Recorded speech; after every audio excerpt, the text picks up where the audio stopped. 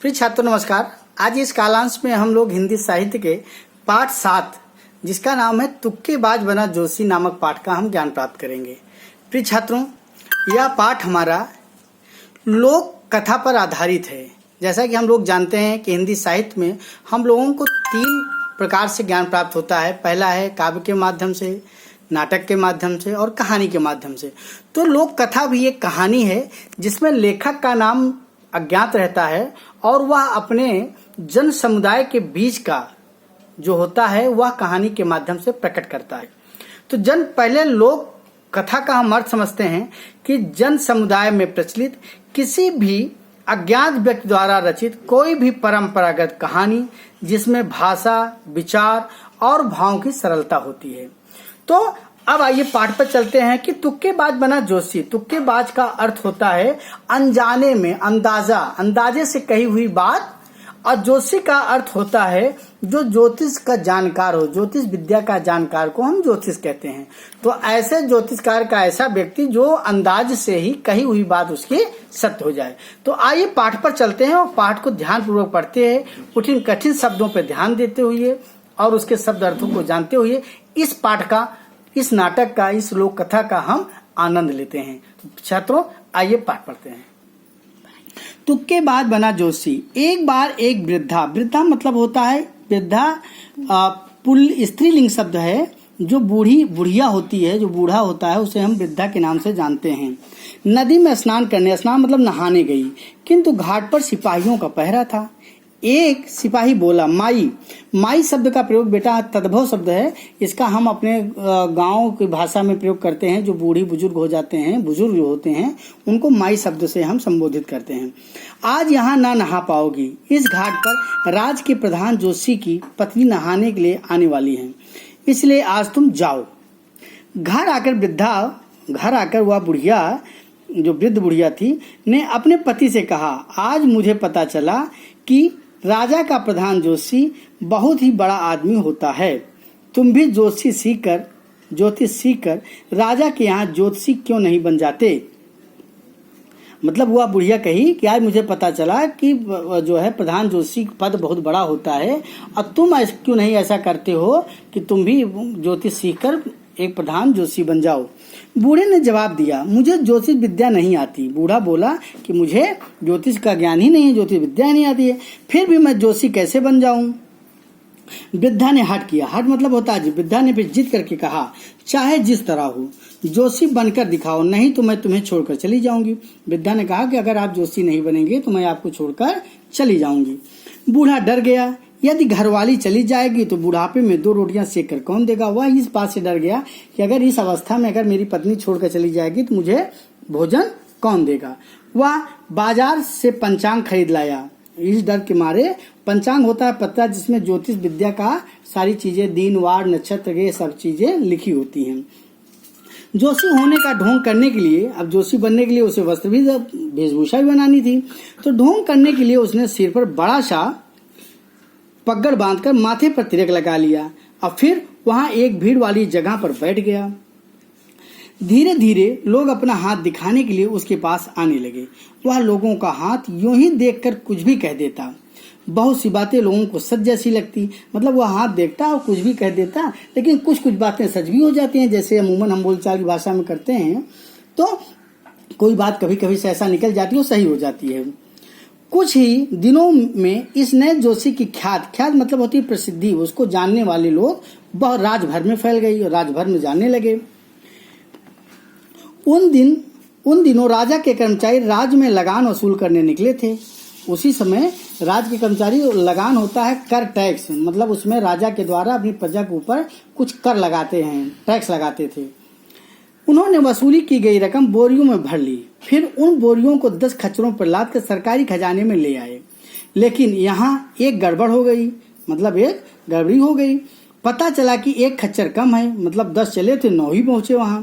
लगान जमा करने वाले कर्मचारी घबरा गए। यह बात राजा तक पहुंची। उसने राज्य के ज्योतिषियों से पूछा, पर वे कुछ न बता सके। तब एक दरबारी बोला, हुजूर, आजकल एक नया जोशी बाजार में बैठ रहा है, उसकी बताई हुई बात कभी गलत नहीं होती। बूढ़े को दरबार में लाया गया। उसने अपना पंचांग देखा, मतलब पत्रा देखा। फिर बोला, शहर पहुंचते पहुंचते लगान वसूल करने वाले कहीं रुके तो नहीं थे। मतलब वह बोला कि कहीं जब वहां से यात्रा आ रहे थे लगान वसूल करके, तो कहीं को ये लोग रुके तो नहीं थे। इतने में जो वहां का लगान करने वाला था वो बोला, हाँ, हम खच्चरों को पानी पिलाने के लिए एक झुरमुट के पास रुके थे। झुरमुट होता है झाड़ी, बोला जाता है बेटा झुरमुट को झाड़ी। बूढ़े ने सोचा कि आराम करने के बाद इन लोगों ने खच्चरों की गिनती नहीं की होगी। वह अंदाजा लगाया कि ऐसा है कि ये लोग जब आराम किए होंगे, खच्चरों को पानी पिलाए होंगे, तो वहां से चलते कि उन्होंने खच्चरों की गिनती नहीं की होगी, इसलिए एक खच्चर झुरमुट में रह गया हुआ, ऐसा मन में सोचा, तुक्का मारा। प्रकट में वह बोला, मतलब फिर ऐसा दिखाया कि जैसे उसको पता है।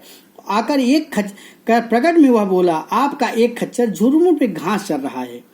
आदमी दौड़ाए गए, झुरमुट के पास एक खच्चर मिल गया। लोग बूढ़े की जोशी ज्ञान से प्रभावित हुए। राजा ने उसे राज जोशी बना दिया।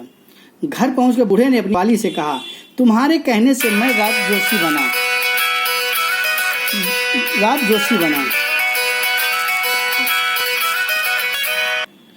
जोशी बन गया। लेकिन झूठ के इस सिंहासन पर बैठकर मेरा दिल कांपता रहता है, जाने कब मैं पकड़ा जाऊं। लेकिन बुढ़िया ने इसकी बात अनसुनी कर दी।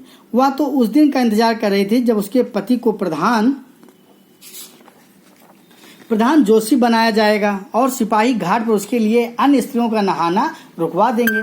मन में यह विचार आते हुए फूलकर गुप्ता इतनी खुश हो गई कि जब हमारे पति सेनापति प्रधान जोशी बन जाएंगे तो जैसे उसके लिए रोका गया था, रोक गया, केवल बुलाया जाएगा स्नान करने के लिए। लेकिन बेचारा बूढ़ा रात दिन घबराया रहता है। एक दिन वह गुसल खाने का तो होता बेटा स्नान घर में नहाते हुए अपने झूठ भरे जीवन की बात सोच कर दुखी हो रहा था। वह सोचने लगा, राजा से पीछा कैसे छुड़ाऊं। ठीक है, मैं पागल होने का सोचा कि मैं राजा से पीछा कैसे छुड़ाऊं, तो वह पागल होने का ढोंग रचता हूँ। अभी इसी समय इन्हीं भीगे कपड़ों में भागकर राजा के पास जाता हूँ। जब वो देखेंगे कि मैं पागल हो गया हूँ तो वे मुझे निकाल कर बाहर करेंगे। बूढ़ा कच्छा पहने हुए राजा के महल की ओर भागा। उसने राजा को पकड़ लिया और उसे घसीटते हुए बाहर ले आया। संयोग से उस समय भूकंप आ गया। भूकंप मतलब बेटा दो शब्दों से बना, भू और कंप। भू अर्थात होता है पृथ्वी और कंप मतलब होता है कांपना।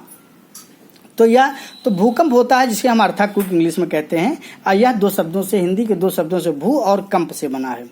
आया और महल का हिस्सा टूटकर गिर पड़ा जहां पहले राजा बैठा हुआ था। धक्के से उबरते ही राजा ने पूछा, तुम्हें इस भूकंप का पता कैसे चला। नहाते नहाते मुझे लगा कि आप पर मुसीबत आने वाली। मुसीबत मतलब परेशानी, संकट। आपके प्राण बचाने के लिए मैं उस समय शर्म हया छोड़कर उन्हें भाग आया। राजा बूढ़े की और भी इज्जत करने लगा। राजा ने उसे प्रधान जोशी बना दिया। वृद्धा की तो शान और भी बढ़ गई। वह बूढ़े की आंखों में नींद गायब हो गई।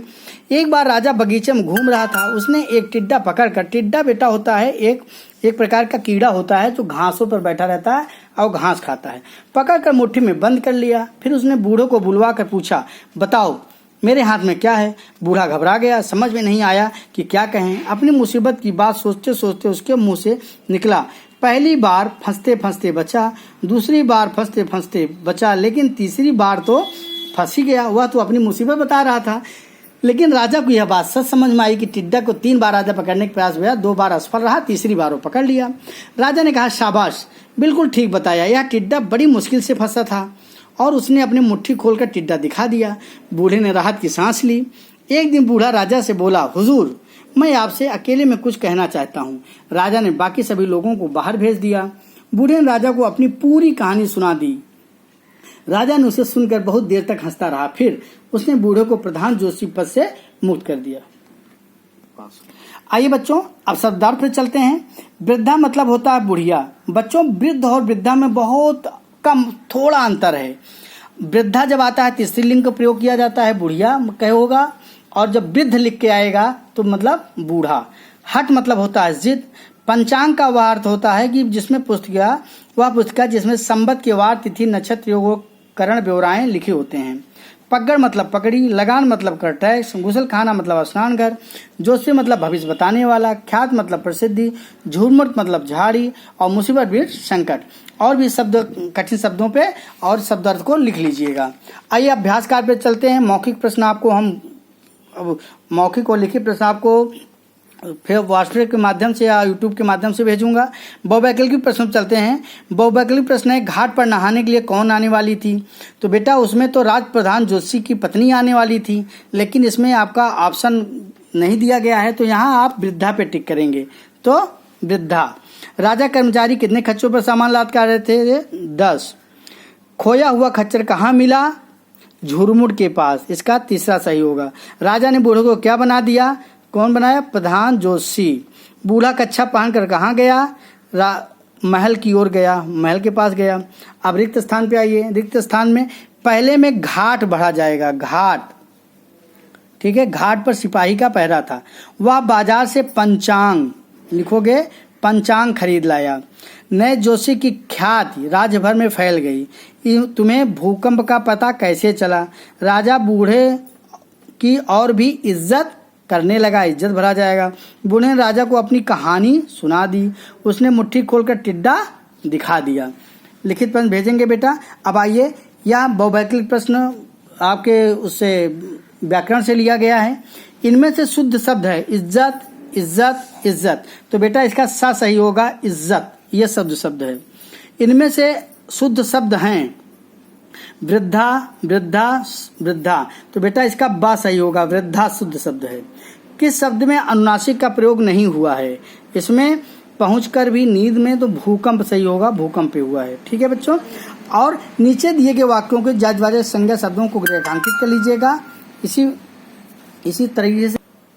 तो प्रिय छात्रों, यह पाठ पढ़कर आशा है कि आपको आनंद आया होगा, और उस पाठ को में कोई भी समस्या होती है तो व्हाट्सएप के माध्यम से या फोन के माध्यम से आप हमसे संपर्क कर सकते हैं, पूछ सकते हैं किसी भी टाइम। ठीक है। और चलिए, बाकी हम प्रश्न उत्तर और मौखिक प्रश्न आपको व्हाट्सएप के माध्यम से, यूट्यूब के माध्यम से भेजूंगा। धन्यवाद।